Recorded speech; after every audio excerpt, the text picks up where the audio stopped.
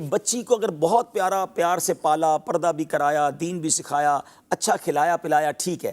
اب جب شادی کی باری آئی تو کیا دیکھا کہ وہ سامنے والے کا گھر کتنا بڑا ہے، گاڑیاں کتنی ہیں، یہ دیکھا کہ اس کا عقیدہ کیا ہے، وہ دیندار کتنا ہے۔ ہم نے ایسا بھی دیکھا اشفاق بھائی، پوری زندگی اپنی بچی کو پردہ کروایا اور شادی کے بعد وہاں جا کے برقعے اتر گیا، کیوں گیا؟ وہ سسرال والے منع کرتے ہیں۔ ساری زندگی اولیاء، اہل بیت، غوث پاک، 12ویں شریف، میلاد کا ذہن دیا اپنی بچی کو، بچی بھی ماشاءاللہ نیک رہی، اور جہاں بھیجا وہاں کہتے ہیں وہاں تو یہ سب چیزیں کرنے کی اجازت ہی نہیں ہے۔ تو آپ نے کیا کیا اپنی بچی کے ساتھ؟ اچھا پھر اسی طرح سود کا کام کرنے والا، حرام روزی کمانے والا، یہ دیکھا ہی نہیں۔ اچھا آپ حلال کماتے بھی رہے، اپنی بچی کو حلال کے ذریعے پرورش کرتے رہے، اب شادی وہاں کر دی، رشتہ وہاں کر دیا جہاں حرام روزی کمائی جا رہی ہے۔ آپ نے اپنی بچی کے ساتھ کیا کیا؟ کبھی سوچا آپ نے اس کی آنے والی نسلوں کا کیا ہوگا؟ اس کی نسل اگر اللہ نہ کرے بدعقیدہ ہوگی تو اس کا جواب دہ کون ہوگا؟ تو کیا دیکھیں؟ اچھا دیکھنے کے لیے تو باپ نے کیا نا، کون باپ برا چاہتا ہے؟ اس نے بینک بیلنس، دولت، گاڑی بنگلہ دیکھا، صحیح اچھا نہیں کیا اس نے۔ سب سے بڑی بات یہ کہ ہماری چیک لسٹ ہی غلط ہے۔ ہم نارملی لڑکا ڈھونڈتے وقت 3-4 چیزیں دیکھتے ہیں، دکھتا کیسا ہے، دکھتا بھی چل جائے گا اگر کماتا اچھا ہے تو، ٹھیک ہے نا، پھر اس کے بعد خاندان کیسا ہے، کوئی بری عادت تو نہیں ہے۔ اچھا بری عادت میں بھی کیا چیک کریں گے؟ وہ بری عادت جو معاشرے میں بری ہے، نشہ تو نہیں کرتا، چوری تو نہیں کرتا ہے۔ اچھا یہ نہیں سوچیں گے کہ نماز پڑھتا ہے کہ نہیں پڑھتا، کوئی نماز نہ پڑھنے سے زیادہ بری عادت کون سی ہے؟ اچھا حرام کا پیسہ بہت ہے، لیکن یہ پیسہ آتا کدھر سے ہے؟ سود کا کاروبار ہے، رشوت کا کاروبار ہے، نوکری کرتا ہے 50,000 کی، گھر میں گاڑیاں کھڑی ہیں، تو کدھر سے آئے یہ سارے پیسے؟ یہ کوئی سوچتا ہی نہیں ہے۔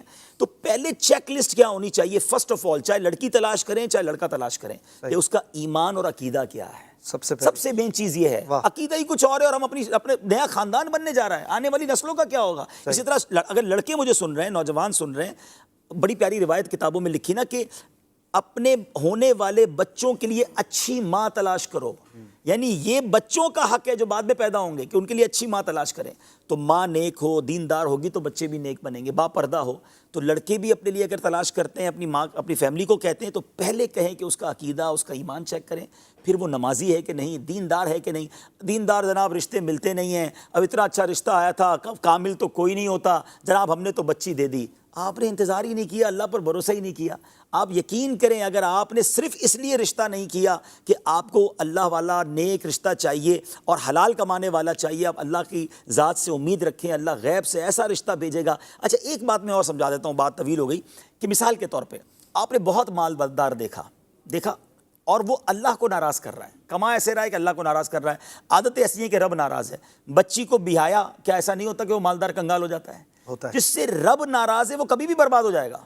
اچھا ایک ایسے گھرانے میں دیا جو بظاہر اتنے مالدار نہیں لیکن اللہ کو راضی کرتے ہیں، نیک لوگ ہیں، حلال کماتے ہیں، نمازی ہیں، دیندار ہیں، آپ نے بچی دی، اللہ نے اس کی دنیا اچھی کر دینی ہے۔ تو سب سے پہلے یہ دیکھیں کہ میں جدھر اپنی بیٹی دے رہا ہوں یا اپنے بیٹے کا رشتہ کر رہا ہوں، وہ جو خاندان جڑ رہا ہے اس سے رب راضی ہے کہ نہیں۔ وہ کام کیسے طے کریں کس سے رب راضی ہے؟ ہم طے نہیں کر سکتے۔ سمپٹمز کچھ بھائی شرابی کو دیکھ کر تو پتہ چل جائے گا نا کہ اس کی حرکتیں کیا ہیں، ٹھیک ہے نا، ایٹ لیسٹ نماز پڑھنے والا ہو، دیندار ہو، حلال روزی کمانے والا ہو، خدا والا ہو، سب سے پہلے عقیدہ ٹھیک ہو، پھر اس کے بعد خیر انشاءاللہ۔ الحمدللہ میں جانتا ہوں، مزے کی بات ہے کہ ہمارے رشتہ داروں میں ہی ایک بہت، میں نام لوں تو آپ حیران ہو جائیں گے، اتنے بڑے گھرانے کا رشتہ آیا، اور جس کے یہاں رشتہ آیا وہ اتنے مالدار نہیں ہیں، اور وہ بلینرز تھے، بلینرز تھے، ان کا عقیدہ درست نہیں تھا۔